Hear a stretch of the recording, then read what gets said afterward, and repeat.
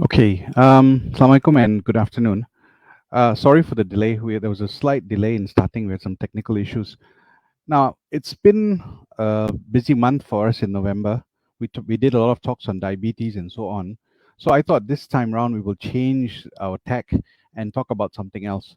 So I was asked to do something on early detection of thyroid diseases, and that's what I'm going to try and do and share with you in the next 30 minutes or so.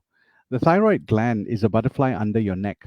So it basically sits here from your cartilage down to the to this gap here, and this is where the thyroid is actually positioned. The job of the thyroid is actually to make thyroid hormones, primarily called thyroxine T4, and T4 contains four iodine molecules, and there's also something called T3, which is triiodothyronine. And this is made by the thyroid gland. However, most of the T3 in the body is converted from T4 in peripheral tissues. And this is called peripheral conversion of T4 to T3. T3 is the active form of the thyroid hormone. Thyroid hormones primarily affect the way your body uses energy, that means metabolism. So they are essential for metabolism. And for example, when the thyroid hormone actually controls temperature, heart rate, blood pressure, and so on, which basically is controlled by this metabolism business that I was talking about. Now, when you have thyroid diseases, you think about it in three aspects. Either metabolism slowed down, metabolism's gone way too high, or your metabolism may be normal and anatomically, that means the anatomy of the thyroid is abnormal. So you have lumps and bumps in the thyroid, and this is called a goiter. Goiter means large thyroid. So the thyroid gland basically sits here, as I said to you, and it also sits near some very important structures. There are a lot of blood vessels, the nerve, which controls the recurrent laryngeal nerve, which controls the voice box, also runs behind the thyroid, and there are a few arteries nearby.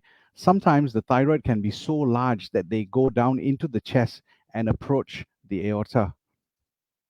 So now we're going to talk about recognizing symptoms of thyroid disease.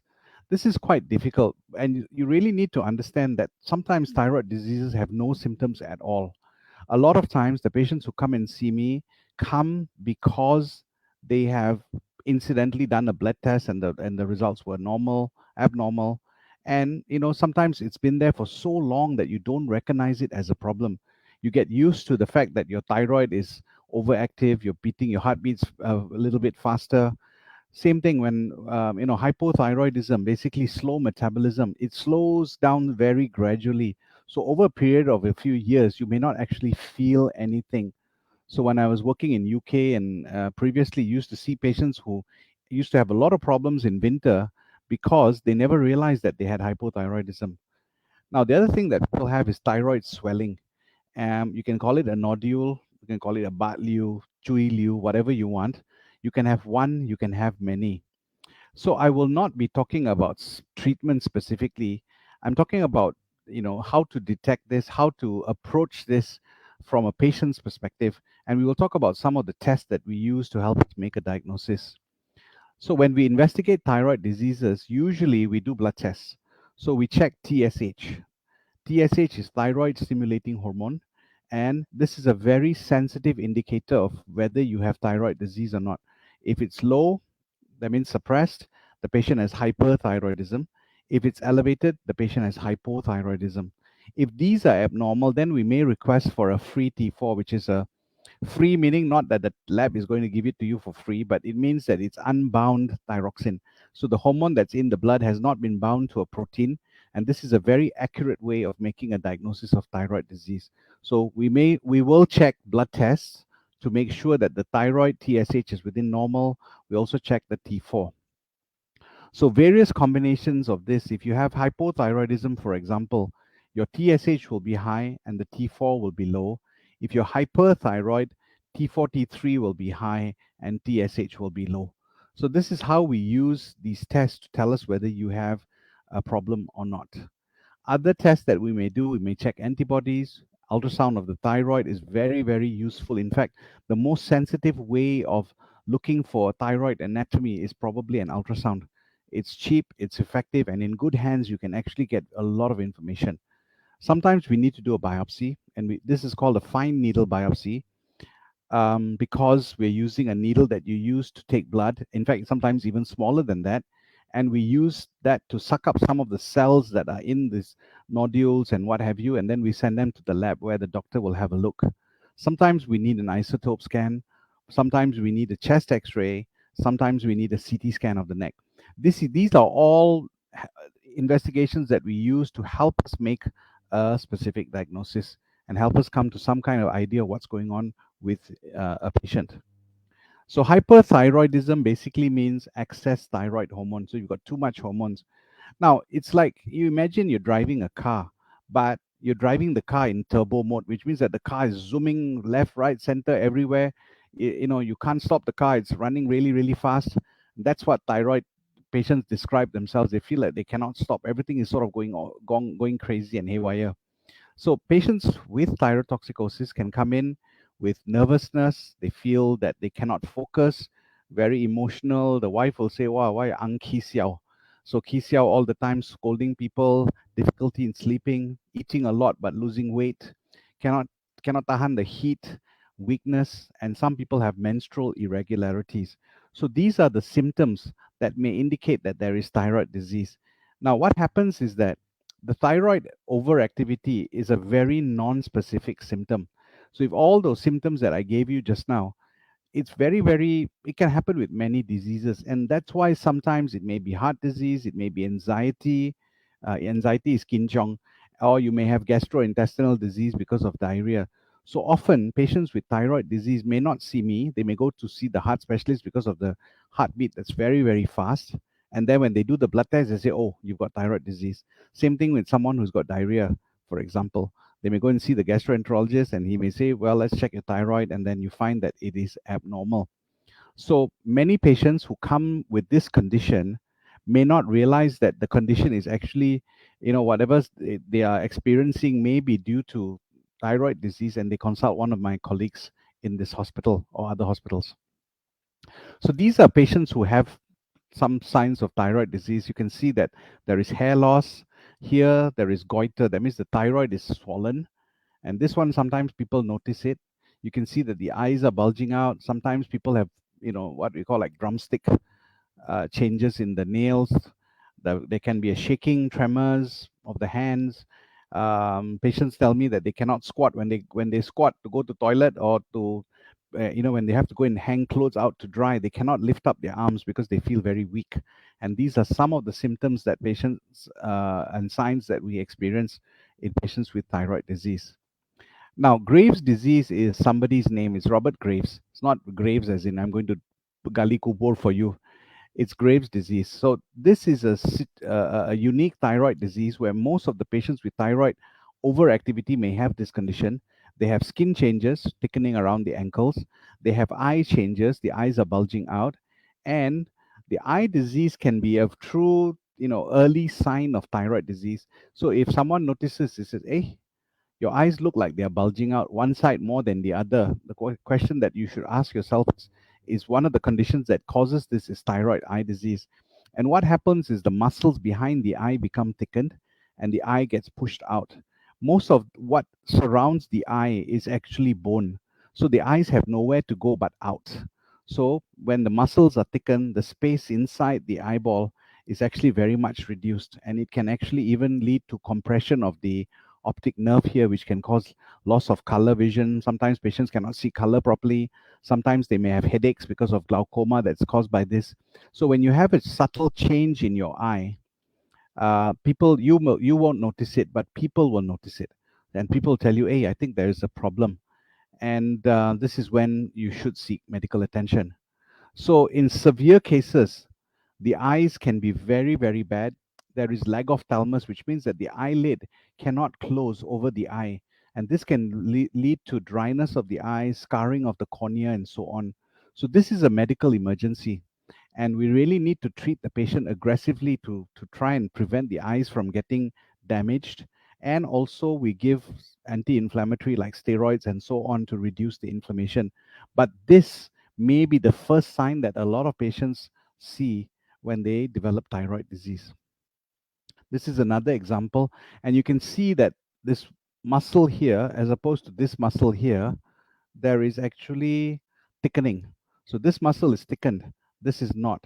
So this is a cross section on an MRI of the eyes. And what you're seeing here is the thickened muscle that leads to these problems that this patient is experiencing.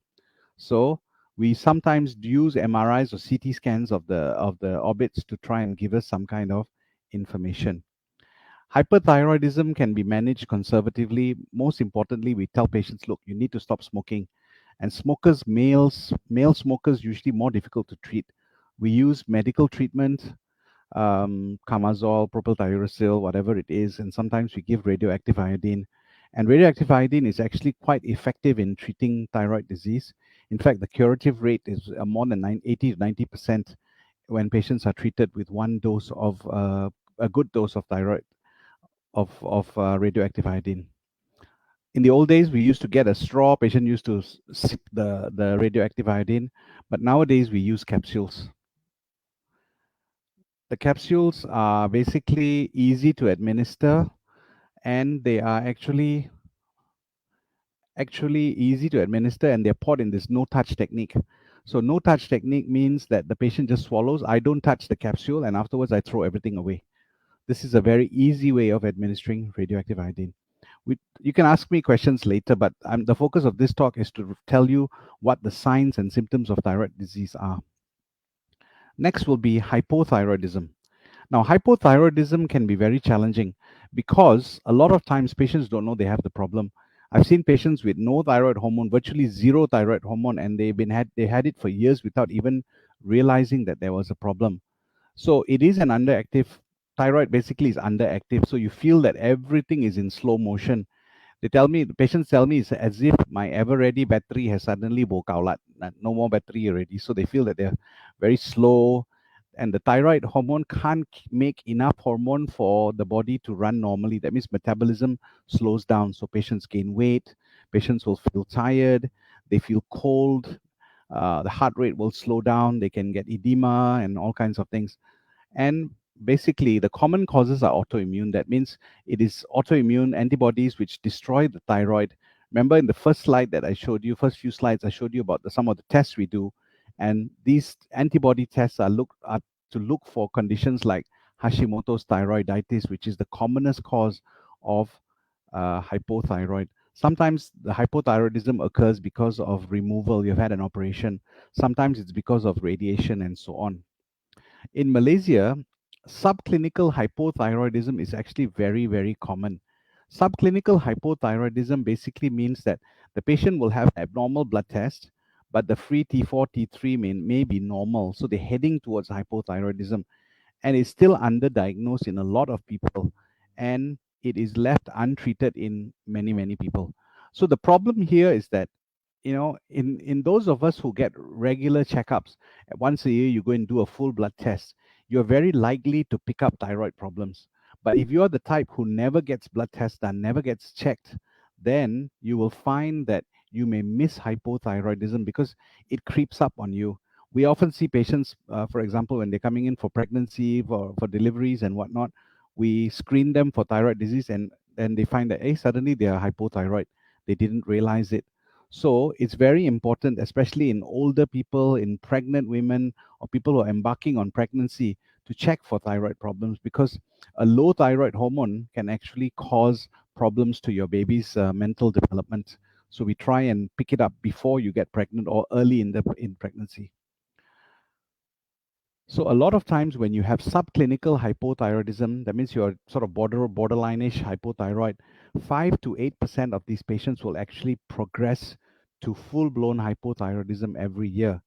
And most of the time there's no symptoms. So a lot of times these patients don't complain of anything, and it's picked up during routine medical examination.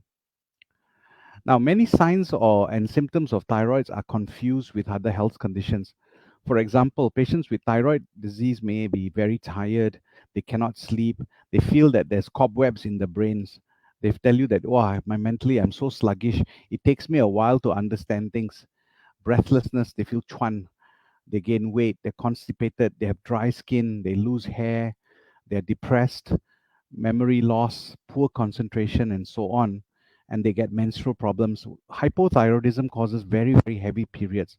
So some patients with hypothyroidism may present to the gynecologist with anemia, low bloods, because they're losing blood every month. The periods are heavy, they lose blood and they become anemic. So then the anemia causes problems. So studies have proven that patients who are hypothyroid gain weight, they're lethargic, they have menstrual problems, and they may have cholesterol issues as well. So when you check someone who's hypothyroid and they happen to check their cholesterol level, the cholesterol levels will be very, very high.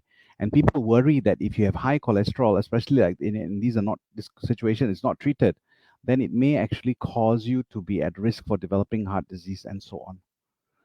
So basically, for hypothyroidism, like hyperthyroidism, sometimes it's easy to pick up because patients actually have specific complaints. But more often than not, patients do not have any problems. And I've seen, I mean, at least this week, I've seen 2 or 3 patients who have come in to me thinking that they have thyroid. And when you do a blood test, it's normal, and the actual cause is anxiety. They're worried, they're stressed at work and so on, COVID, this and all that. So all that actually can lead to symptoms that mimic, that look like thyroid disease. Now finally, lumps in the neck. This is something that I've never really spoken about on this forum anyway. The thyroid nodule. What happens is that somebody will present to you with a lump, okay?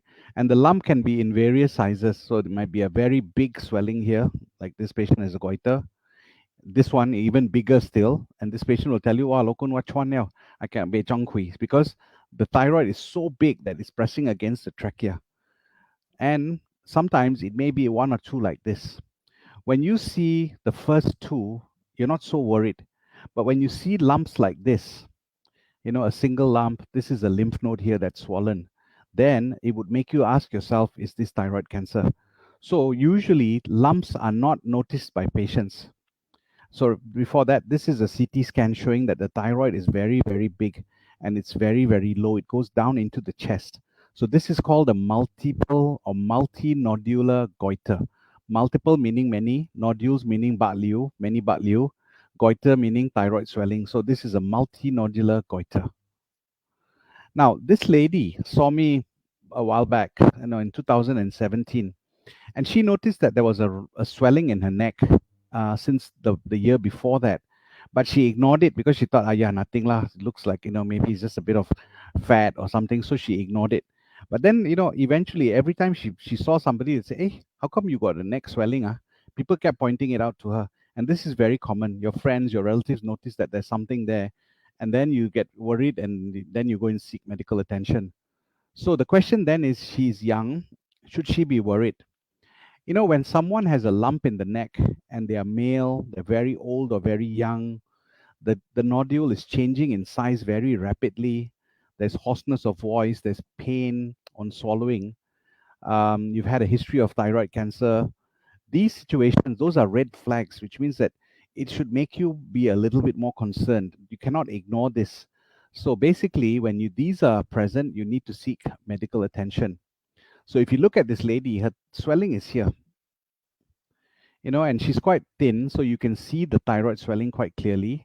She has a normal thyroid function. As with most thyroid swellings, a lot of times when you have a thyroid swelling, a cyst, or whatever it is, your blood test will be normal. So a lot of patients tell me, doctor, I've done my blood test, I don't think I have thyroid. But what you must understand is thyroid, we're talking about overactivity, underactivity of the thyroid, as opposed to one other situation, which is the anatomy of the thyroid is abnormal. That means the gland itself is abnormal. She was quite well otherwise, no real specific complaints. So when you have thyroid nodules, you got to ask yourself, is it benign? Is it malignant? So there are a few causes here: Hashimoto's, cyst, adenoma. Adenoma is just basically a simple benign Botox kind of bagliu lah. So it's quite normal. And the other end of the spectrum will be thyroid cancers of various types, or whether there's cancer spread from the breast or the kidneys or whatever. And sometimes, very rarely, we see lymphoma. So when you see a nodule, or when I see a nodule, without touching the patient, I will tell the patient, look, your risk of developing a cancer there, depending on the size, is about one in is about 5%. So 1 in 20 to 1 in 10. 5%, 10% risk of having a cancer based on a thyroid swelling. So that's why we need to send them for other scans. So when you see someone who has a nodule, usually the first thing we do is get an ultrasound, and then we decide from there. So when an ultrasound is done, the ultrasound is so sensitive and it's easy to do. So someone with a thyroid swelling should get an ultrasound done to determine whether there is a risk of anything there. And this will guide us, me as a clinician, to decide whether to do a biopsy or not. And now, the question I always get asked is, if I'm going to do a biopsy, if I have a lump in my neck and I do a biopsy, my Indonesian patients used to tell me, "Wah, takut nanti marah, tumor itu marah." Or what happened is the local Chinese will tell me, if I put the needle in and I pull it out, I'm going to seed the tumor, if it's cancerous, into the other surrounding areas. For thyroid, this is not really the case. The recommendation is to get a biopsy. For other cancers, sometimes we worry that if you put a needle in and you take it out, you may actually spread elsewhere and all that, but not so much so for the thyroid swelling. So this patient actually had a papillary cancer of the thyroid.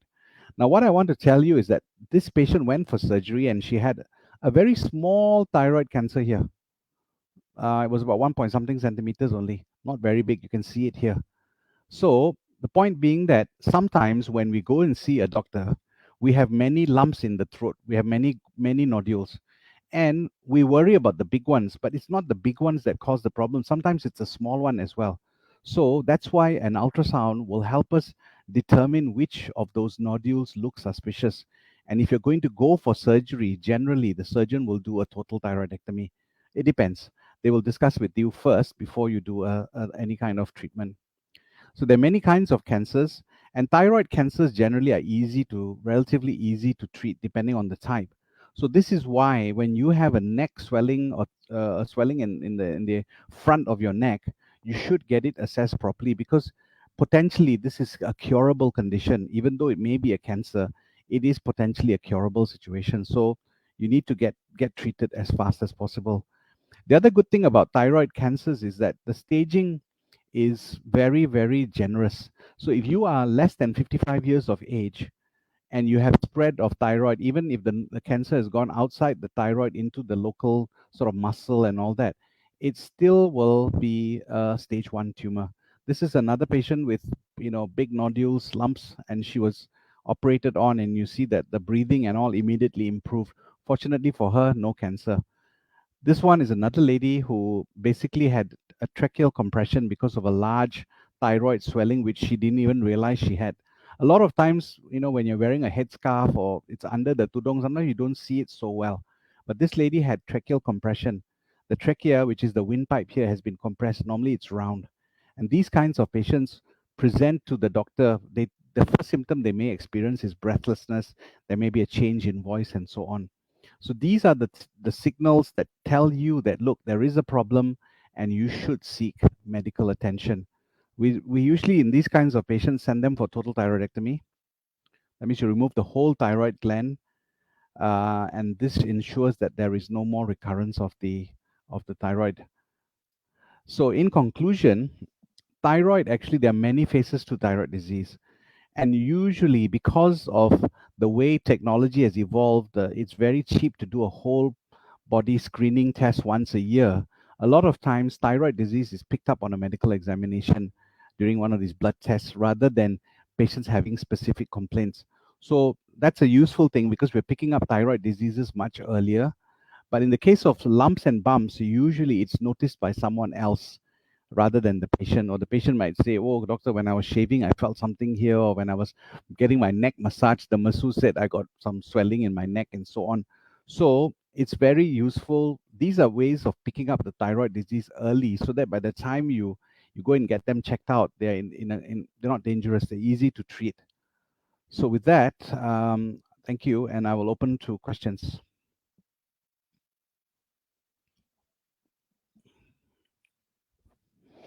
Is it true if my hair falls and my skin is so dry that I have thyroid? Okay. Now, hair loss can be due to many things.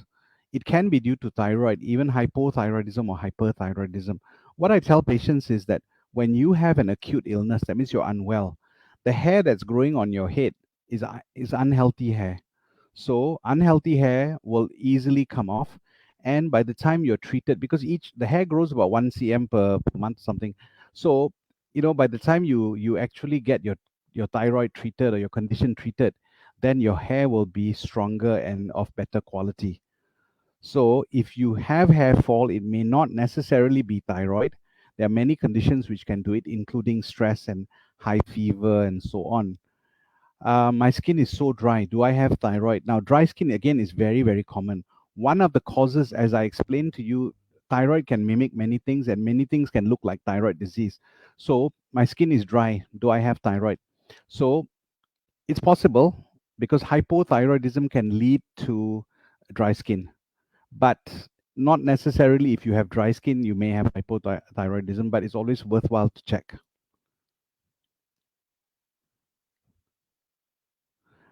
Okay, macam mana nak rawat thyroid? Thyroid ni dia kita perlu tahu sama ada dia hyperthyroid, maksud dia hormon tinggi, atau hypothyroid. Hypothyroid mudah. Kalau seseorang itu punya tahap hormon itu rendah, kita cuma ganti dengan obat seperti oroxin atau euthyrox, levothyroxine. Dan ini perlu dimakan setiap hari, 30 minit sebelum sarapan pagi, untuk biasanya selamanya. So dia tidak ada efek samping yang mengkhawatirkan atau apa-apa, kerana ini satu hormon yang natural yang kita makan untuk menggantikan apa yang tidak ada. Kalau anda mempunyai hyperthyroid, seperti yang saya bincang tadi, ada beberapa ubat yang kita gunakan untuk mengawal tahap hormon dalam tubuh kita. Ubat-ubatan ini adalah berfungsi dengan mengurangi production atau penghasilan hormon thyroxine daripada tubuh kita dengan block metabolic pathway-nya. So ubat ini digunakan selama 1,5 hingga 2 tahun, and then setelah itu ubat itu diberhentikan. Nah, apa yang berlaku? 50% patient yang makan ubat yang tadi itu, sama ada propylthiouracil ataupun carbimazole, risiko untuk penyakitnya datang balik adalah 50%. So, sebab itu, ramai orang fikirkan kenapa saya mau makan ubat ini selama 1,5 2 tahun, dan setelah saya berhenti tak sampai 2-3 bulan, penyakitnya datang kembali. So, mungkin mereka akan fikirkan alternatif sama ada operation atau radioactive iodine untuk mengobati thyroidnya. So, begitulah cara untuk merawat thyroid. Itu ubat, operation, atau radioactive iodine. Di dalam forum ini, di Facebook saya ada beberapa gambar seseorang patient saya sedang minum pil radioactive iodine itu, anda boleh lihatlah. Next question. I saw one on fast food. Selalu makan fast food boleh jadi punca. Punca thyroid? Tidak. Punca menjadi terlalu berat dan diabetes? Ya, boleh. So kita menggalakkan patient untuk mengelakkan fast food kalau boleh. Jangan terlalu sering lah. Sekali seminggu, dua minggu sekali, okay. Tapi jangan terlalu, kerana kebanyakan makanan itu semua adalah dalam bentuk digoreng dan kalorinya tinggi. Jadi kalau anda makan satu burger dengan 2 pate dengan cheese dengan fries, mungkin calorie countnya mungkin sampai 700-800 kalori atau 1000 kalori. Jadi itu agak banyak lah kalau mau dimakan setiap hari. Okay, next question. How do I know that my thyroid is cancerous? Okay, as I explained to you, what we do is the first step is an ultrasound. So if we find a nodule that looks suspicious, the next step is what we normally will discuss with the patient. If the patient is willing or keen to get a biopsy, then we put a needle in. This is called a fine needle biopsy. And then we send the specimen to the lab, the biopsy. This is cytology on the slide. And then our pathologist will have a look and tell us whether there's a problem or not. So they will report it based on a very universal reporting scheme. And then after that, we decide. If it comes back as highly suspicious or definite, then we know that it's cancerous. If it comes back as normal, then we are happy. So basically, the only way you can know that your thyroid is cancerous, the nodule is cancerous or not, is by biopsy or by removing the whole gland. If you do a total removal of the thyroid, then your thyroid is sent to the lab. The pathologist will have a look. They will cut it into small slices, look under the microscope, and tell you whether there is a problem there or not. So that's how we know. Da-da-da. One other way that we suspect, sometimes looking at scans, ultrasound or CT scans and so on, we can actually think or suspect that there is a problem there, and we convey this risk to the patient. So we tell the patient, look, your CT scan looks funny, or your ultrasound shows some features there which may point towards a cancer, and therefore I would suggest you go for a biopsy, or go and see a surgeon and get it removed. um, Fortunately, thyroid surgery is relatively easy for the people who do a lot. So the experts who do a lot of these kinds of operations, it's a very fast operation. They do it very well, and the complication rates are very, very low. So that's a blessing, because it means that if you really needed surgery, then it would not be too difficult an endeavor to get surgery. So with that, thank you very much. I'll be doing another session in about 2 weeks. No, next week, I think, next week. And we're talking about erectile dysfunction. And I'll have Dr. Sri Taran, one of my colleagues. We will share the platform and we will talk about erectile dysfunction in diabetes and so on. I hope you will join us then. Thank you very much. Assalamu alaikum.